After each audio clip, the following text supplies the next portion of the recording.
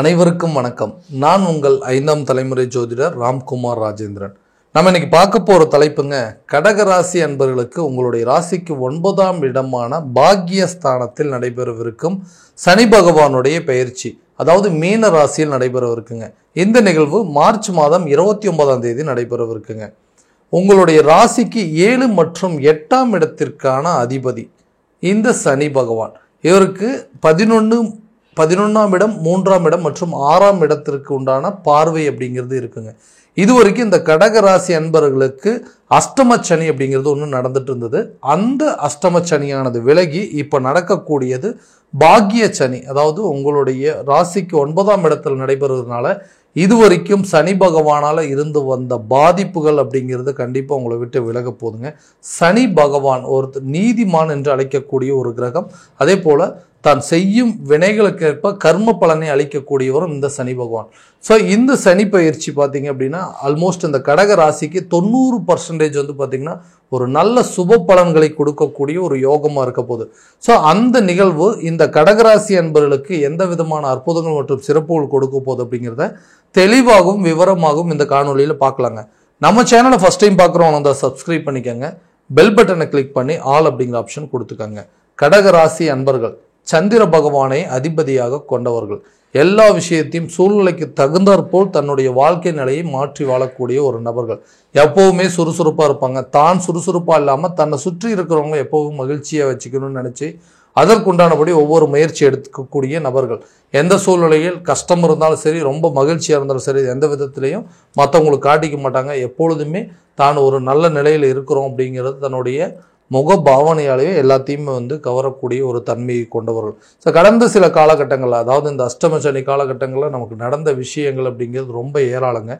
அந்த இழப்புகளை விவரிக்கவே முடியாத அளவுக்கு சில சூழல், நிறைய விஷயங்கள், நிறைய கஷ்டங்கள், நிறைய அவமானங்களை சந்திச்சாச்சு, நிறைய இழப்புகள், கடன் பட்டாச்சுங்க. அந்த கடனால் இழக்கக்கூடாத விஷயங்கள், மதிப்பு, மரியாதை, கௌரவம், அந்தஸ்து, இந்த மாதிரி நிறைய விஷயங்கள் நம்ம இழந்துட்டோம். பணம் அப்படிங்கிற ஒரு விஷயத்தினால தான் இன்னைக்கு என்னோட நிலையே இப்படி இருக்கு அப்படின்னு சொல்லி நிறைய யோசிச்சுட்டு இருந்தக்கூடிய நபர்கள், ஏன் இந்த மாற்றங்கள், இந்த சனியால் தான் இவ்வளோ பெரிய பிரச்சனையா, அந்த அஷ்டம சனி வந்து எப்போ தான் நம்மளை விட்டு விலக போகுது, நமக்குன்னு ஒரு நல்ல சுப நிகழ்வுகள் நடக்கக்கூடிய ஒரு நல்ல விஷயங்கள் அப்படிங்கிறது நடக்காதா அப்படின்னு யோசிச்சுட்டு இருக்கக்கூடிய நபர்களுக்கு இந்த வரக்கூடிய பாக்கிய சனிங்க, அதாவது நல்ல ஒரு விஷயங்கள், அதாவது உங்களுடைய 9ஆம் வீட்டில் நடக்கவிருக்குது. இந்த நிகழ்வு காலகட்டங்களை பார்த்தீங்கன்னா தொழில் சம்பந்தப்பட்டு மேற்கொள்ளக்கூடிய எல்லா முயற்சிகளும் நல்ல பலன்கள் அப்படிங்கிறது கொடுக்கும். அதே நேரத்தில் அந்த தொழில் ரீதியாக எடுக்கக்கூடிய பயணங்களும் உங்களுக்கு ஒரு நல்ல சுப நிகழ்வுகளாக கொடுக்க போது நல்ல லாபகரமான சூழல்.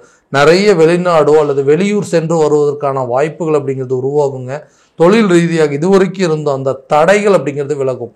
எந்த விதத்தில் உங்களுக்கு பகைகள், எதிர்ப்புகள் அப்படிங்கிறதெல்லாம் நிறைய வந்திருக்கும். நிறைய நஷ்டங்களை சந்திச்சிங்க. அந்த நஷ்டத்திலேருந்து மீண்டு வரக்கூடிய காலகட்டமாக இருக்க போது, நீங்கள் இழந்த இடத்துலையே மறுபடியும் அதை தேடக்கூடிய ஒரு காலமாக இருக்க போது, அந்த இழந்த இழப்புகளை மீட்டெடுக்கக்கூடிய ஒரு தருணமாக இருக்க போதுங்க. யாரெல்லாம் உங்களை பார்த்து ஏளனமாக பேசினாங்க, எதுக்காக இந்த தொழில், ஏன் இதை பண்ணீங்க, இதை பண்ணதுனால தான் இப்படி ஆயிட்டீங்க, வேற ஏதாவது ஆப்ஷன் பார்த்துருக்கலாம், அட்லீஸ்ட் நீங்கள் ஏதாவது ஒரு வேலைக்கு போயிருக்கலாம்னு சொல்லி நம்மளை வந்து குறை கூறக்கூடிய அந்த நபர்கள், நம்மளை பார்த்து பேசவே தகுதி இல்லாதவங்களாம் இன்றைக்கி நம்மளுக்கு ஒரு அட்வைஸ் பண்ணுற மாதிரி சில சூழ்நிலைகளை சந்திச்சிருப்பீங்க. அந்த தொழில் மாற்றங்கள், அந்த தொழிலில் பெரிய முன்னேற்றத்தை கொண்டு வரக்கூடிய காலமாக இருக்க போது, யாரெல்லாம் உங்களை பார்த்து குறை சொன்னாங்களோ அவங்களே உங்களை பார்த்து ஆச்சரியப்படக்கூடிய ஒரு காலமாக இருக்க போது, தொழில் சம்மந்தப்பட்ட முன்னேற்றங்கள் நல்லபடியாக இருக்குங்க. அதே போல் இந்த வேலை ரீதியாக எடுக்கக்கூடிய முயற்சிகள் அப்படிங்கிறது கண்டிப்பாக நல்ல பலன் அப்படிங்கிறது கொடுக்கும். வெளிநாடு சம்மந்தப்பட்ட முயற்சி கூட இந்த காலத்தில் நல்ல ஒரு பெனிஃபிட்டை கொடுங்க. ஏன்னா ஃபாரினில் போய் வேலை பார்க்கணும் அப்படின்னு முயற்சி பண்ணிங்களா, கண்டிப்பாக இந்த டைமில் நடக்குங்க. ஒரு இடத்துல வந்து இன்னொரு இடத்துக்கு டிரான்ஸ்ஃபருக்கு வெயிட் பண்ணிட்டு இருக்கீங்களா, அதுவும் நடக்கக்கூடிய காலமாக இருக்க போகுது. நிறைய இன்டர்வியூஸ் அட்டன் பண்ணிட்டேங்க, எனக்கு எந்த வேலையும் கிடைக்கல, இருந்த வேலையை கூட திடீர்னு இழந்துட்டேன், இந்த மாதிரி சூழ்நிலைகள்லாம் மாற்றக்கூடிய காலமாக இருக்க போதுங்க. புதுசாக வேலை கிடைக்கிறதுக்கான சூழல் அப்படிங்கிறதும் கண்டிப்பாக வந்துட்டு உங்களுக்கு ஒரு மிகப்பெரிய பதவி உயர்வோ அல்லது சம்பள உயர்வோ கிடைக்கக்கூடிய ஒரு காலமாக இருக்க போகுது. பட்டம் பதவியெல்லாம் உங்களை தேடி வரக்கூடிய காலமாக இருக்க போகுது. ஏன்னா அவ்வளோ சேஞ்சஸ், அவ்வளோ விஷயங்கள், நிறைய மாற்றங்களை கொடுக்கக்கூடியதுங்க.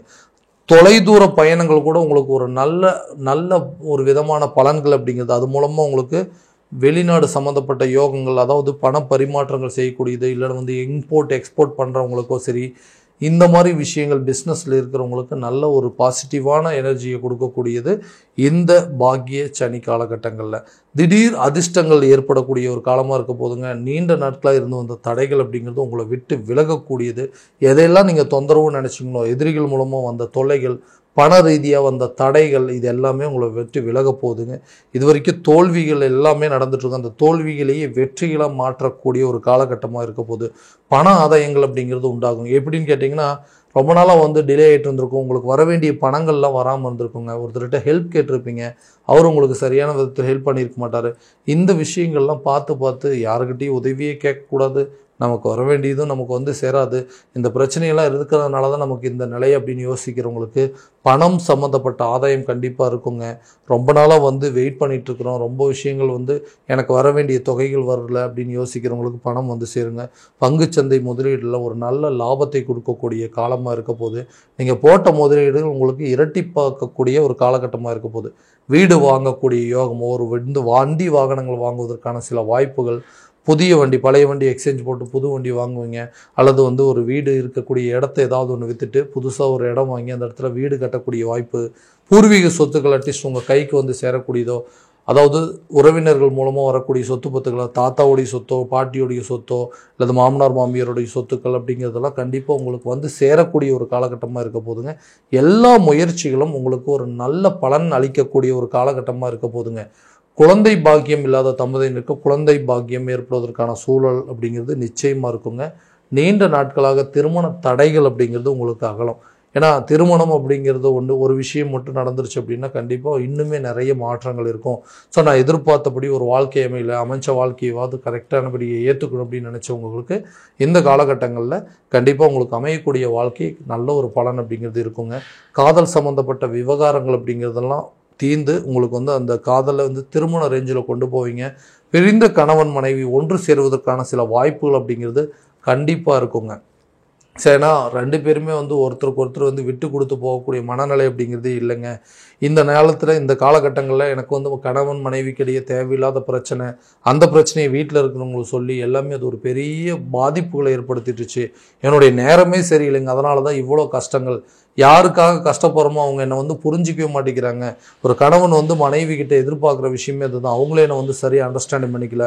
நான் பெற்ற குழந்தைங்களும் என்னை வந்து சரியாக புரிஞ்சிக்கல. என்ன பெற்றவங்க என்னோடய தாய் தகப்பனாரை என்னை புரிஞ்சிக்கல. எதனால் இந்த மாதிரி இருக்கேன்? ஏன்னா என்னுடைய கஷ்ட நிலைகள் அப்படிங்கிறது விவரிக்கிறதுக்கான வார்த்தைகளே இல்லைங்க. அந்த அளவுக்கு நிறைய ஸ்ட்ரகிள்ஸை வந்து டெய்லி ஃபேஸ் பண்ணிகிட்ருக்கேன். பண ரீதியாகவும் பிரச்சனை இருக்குங்க, மன ரீதியாகவும் பிரச்சனை இருக்குது. நான் செய்யக்கூடிய தொழிலையோ, நான் போகிற வேலையிலையோ, கூட இருக்கக்கூடிய நண்பர்களாலேயோ எல்லா விஷயத்தையுமே வந்து நான் பார்த்து தான் பண்ணேன். ஆனால் எல்லாமே எனக்கு எதிராகவே திரும்பிடுச்சு. இந்த காலகட்டங்கள், இந்த அஷ்டம சனி காலகட்டங்கள் நடந்துட்டு இருந்ததப்போ எனக்கு இவ்வளோ பெரிய பாதிப்புகள், அதாவது இந்த நிலையை வந்து யாரும் புரிஞ்சிக்கலனாலும் பரவாயில்ல, என்னை வந்து உதாசீனப்படுத்தாமல் இருந்தால் பரவாயில்ல, அட்லீஸ்ட் எனக்கு வந்து ஹெல்ப் பண்ணலினாலும் பரவாயில்ல, ஓகே ஒன்றும் நடக்காதுப்பான்னு தைரியம் சொல்கிறது கூட ஆள் இல்லாத அளவுக்கு போயிட்டேங்க. இந்த நிலையை நான் மாற்றுறதுக்கு நிறைய முயற்சி பண்ணிகிட்டு இருக்கிறேன். இதெல்லாம் மாறணும்னு கேட்டிங்கன்னா கண்டிப்பாக மாறுங்க. ஏன்னா நிறைய பாக்கிய சனி அப்படின்னு சொன்னாவே கண்டிப்பாக நமக்கு ஏதாவது ஒரு விதத்தில் இதுவரைக்கும் இருந்த கஷ்டங்கள் அப்படிங்கிறதுலாம் விலகி ஒரு நல்ல ஆப்பர்ச்சுனிட்டி அப்படிங்கிறது தேடி வருங்க. நிறைய இன்டர்வியூஸ் அட்டன் பண்ணியிருப்பீங்களே, அந்த இன்டர்வியூஸில் இருந்தால் ரிசல்ட் வரதுக்கு ஆரம்பிக்கும். ஓகேங்க, இந்த மாதிரி ஆப்பர்ச்சுனிட்டி இருக்குது, ஜாயின் பண்ணுங்கள். ஸோ ரொம்ப நாளைக்கு முன்னாடி ஒரு சில பேர்த்துக்கிட்ட பிஸ்னஸ் ப்ரொப்போசல் கொடுத்துருப்பீங்க, இந்த மாதிரி பண்ணலான் இருக்கேன், இது ஒரு நல்ல ஐடியாஸ் இருக்குது அப்படின்னா ஓகே இப்போ பார்த்துக்கலாம், கொஞ்ச நாள் கழிச்சு பார்த்துக்கலாம் அப்படின்னு. ஸோ இந்த மாதிரி தடைகள்லாம் உங்களுக்கு விலகி இதெல்லாம் ஒரு நல்ல ஆப்பர்ச்சுனிட்டியாக மாறப்போகுதுங்க.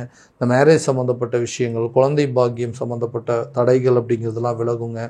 திருமணம் நடக்கிறதுக்கான வாய்ப்பு, ஹஸ்பண்ட் ஒய்ஃப்குள்ள நல்ல ஒரு மியூச்சுவல் அண்டர்ஸ்டாண்டிங் வரும். ஸோ இந்த மாதிரி விஷயங்கள்லாம் நல்லா இருக்க போகுது. ஒரு பைக் இருக்குங்க, அந்த பைக்கை வந்து எக்ஸ்சேஞ்ச் பண்ணிவிட்டு புதுசாக ஒரு பைக் வாங்கணும்னு நினச்சேன், அதுவுமே என்னால் வாங்க முடியல.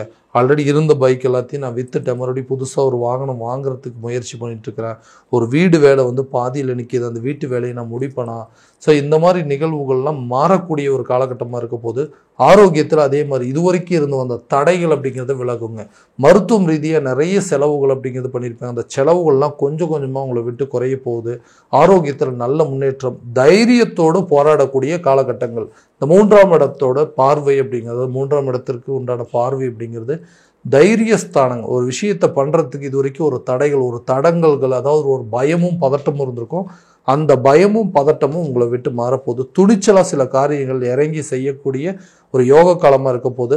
தொட்டது லாபமாக மாறக்கூடிய ஒரு காலகட்டங்கள். லாபஸ்தானம் அப்படிங்கிற சொல்லக்கூடிய இந்த 11ஆம் வீட்டிலேருந்து சனியுடைய பார்வை படுறதுனால எந்தெந்த விஷயத்தில் நீங்கள் பண்ணக்கூடிய முதலீடுகள் கூட உங்களுக்கு இரட்டிப்பாக மாறுங்க.